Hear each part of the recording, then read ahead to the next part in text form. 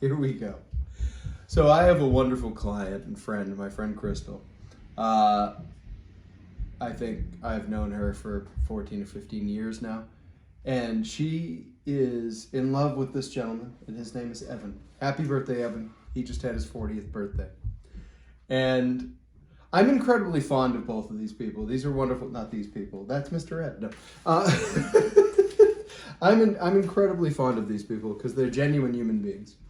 And they're, at this point, my two greatest patrons. They now own more of my work than any other human being does. And Crystal reached out, and she wanted a painting based on Evan's favorite show, The Sopranos. And she wanted the painting with their horse, which she rides competitively, I think in dressage. I'm not an equestrian person, so I don't really know a lot about these things. And every time I see photos of them, you just see the joy and the love that radiates between them. It's so awesome. So when she reached out to me and said, I want to do a painting like this for Evan for his 40th birthday. And I said, no worries. And that was the only part of this that went smoothly. So I'm going to tell you the story. So for those of you who don't know, I'm not afraid of a lot of things, all right? Wasps, Tyrannosaurus rexes, and one other thing right here. Horses scare the crap out of me. I don't know why, they always have. So I don't really know a lot about horses, okay? I think they're very pretty. I don't go near them. I'm absolutely petrified of horses. So there's a lot of terminologies that come along with horses. And one of them is the measurement of hands and height. No real concept. Every horse I've ever met looks gigantic to me, except for like draft horses, which are more giganticer. How about that? I know it's not a word. And so when we were trying to set this up, it's supposed to be a surprise, right? So Crystal sent me all these photos, and unfortunately, none of them were this. This horse here, I was able to use. That's the right direction of the horse mostly. But poor Evan, she did her damnedest to get photos of him without him knowing what was going on. So I had to take like 19 images of Evan and compress and make an Evan out of them. And it's a copy of the Evan. The original is much better. So, no, it's a good piece. And so I was able to composite Evan. The funnier part about that will come later. So I prepped this custom base for it. I wanted a really nice base, big French cleat, heavy duty, high quality. And I would like to say that's how that worked out.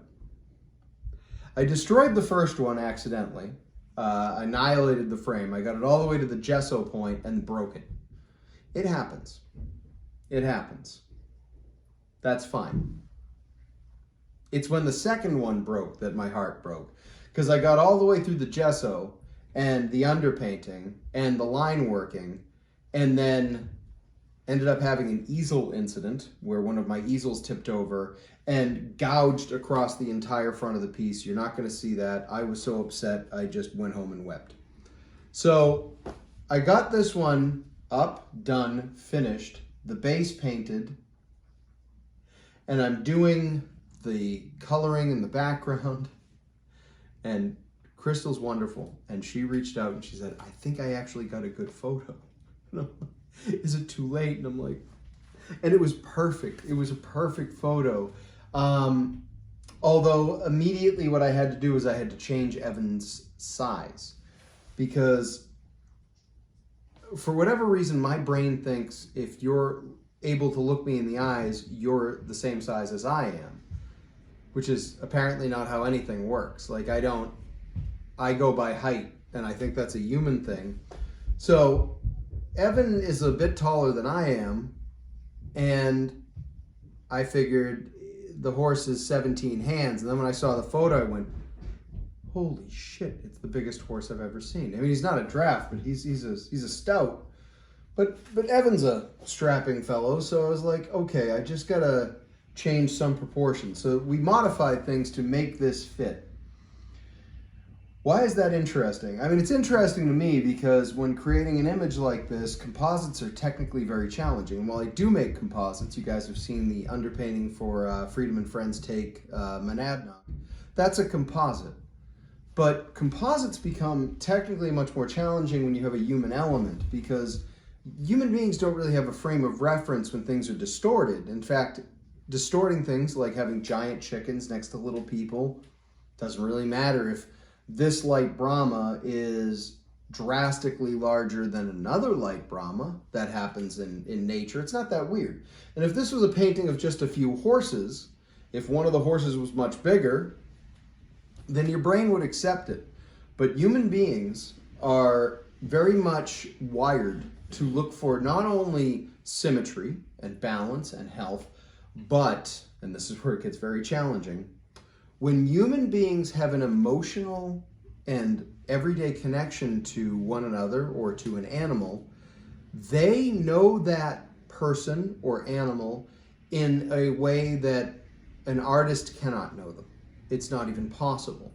And we rely on certain elements to complete something and make it believable. I can tell you stories about doing tattoo portraits that turned out really well, but were incredibly stressful because maybe they were a memorial for someone who had lost a child, and you have rough pictures to look at best, and you're trying to recreate the face of a loved one that that person has in their mind, and you are never going to be able to pull it off the way that they see them, because our brains don't see static images. How do you take the subject matter of the man that she loves and her favorite animal, and both of these beings are very dear to her, and represent them in a way that's believable or even recognizable? And what's even funnier to me is I can look at references of this animal and this gentleman, but I can't see them the way that others do, especially the way Crystal does. She can tell a lot more about this animal than I can. She can tell a lot more about this gentleman than I can. And the most I can do is try to visualize them through her eyes. So in its own way, it was very challenging. It's also incredibly fun because it is such a deviation from my normal portraiture work. It's been a long time since I've done a commissioned portrait for someone. This represents a change where I'm actually doing a commissioned portrait. And funny enough, the last time I did a portrait for someone, I did it in a slightly different Sargent style that was very loose. And you guys can watch that. I'll link that, if I can figure out how, in the channel. And that is Evan's father,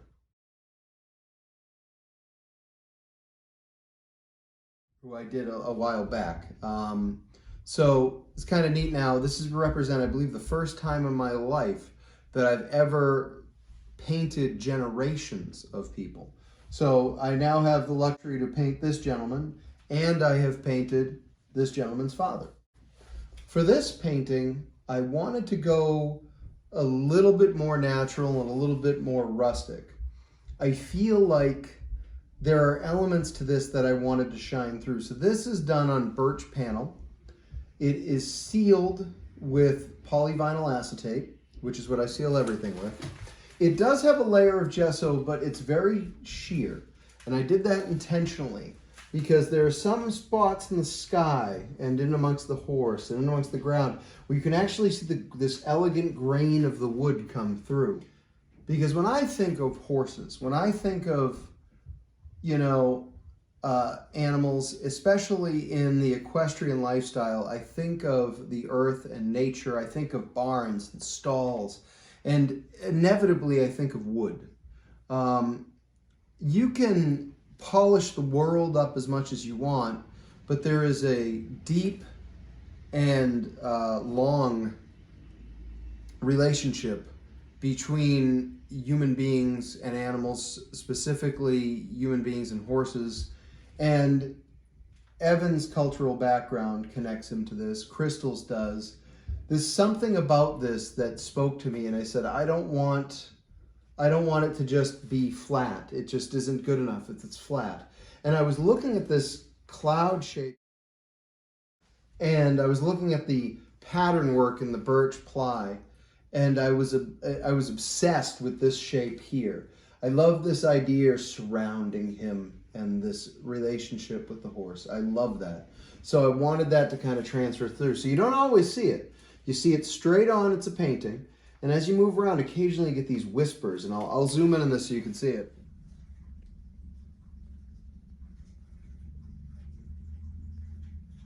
Where there's the actual grain is allowed to come through, just a little bit. And then if you were to carefully pay attention, you can pattern emerge throughout the piece. Why include it?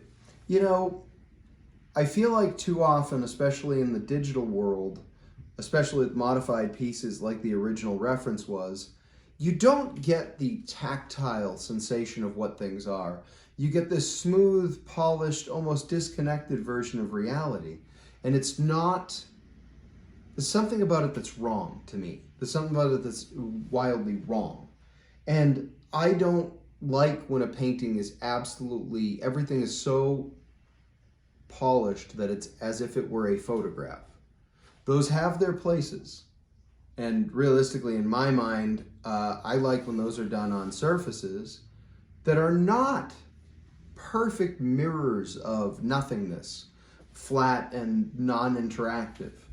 Because at that point, you might as well have an AI-generated piece of art and nothing's human anymore. This is all about a human experience. And I'm gonna try not to cry because this is stuff that makes me happy and it's happy tears. I know that in my relationship, in my marriage with my wife, the very thought of my wife makes me happier than anything else in the world. And when I've painted pictures of her before, it's an entirely selfish gesture because I get to look at the woman I love the most and make art with her. And then I get to look at that art. So this painting is for Evan because Evan has seen this image from a show he loves. And here he is, strong, confident, with this amazing wealth of joy that he has.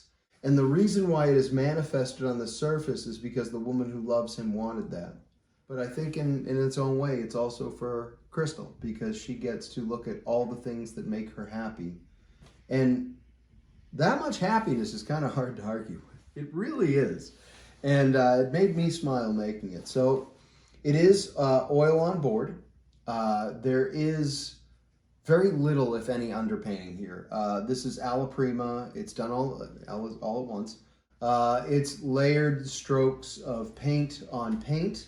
It is done with mostly synthetics to get the smooth quality, which may sound counterintuitive considering what I just told you about the surface, but that's the point. I could refine the background and the grasses more and more, but I felt like there was this vignette quality of focal length. I included some vignetting here. I wanted the space we're in to seem a little bit darker, and we're viewing this, you know, grand, strong image. But I'm really not terribly interested in what the background is. I'm forcing you to focus here because that's where I want your attention, because that's the intention of the piece. That is the intention of the person who commissioned it. It is the intention of the person who it is for. This is the most important thing.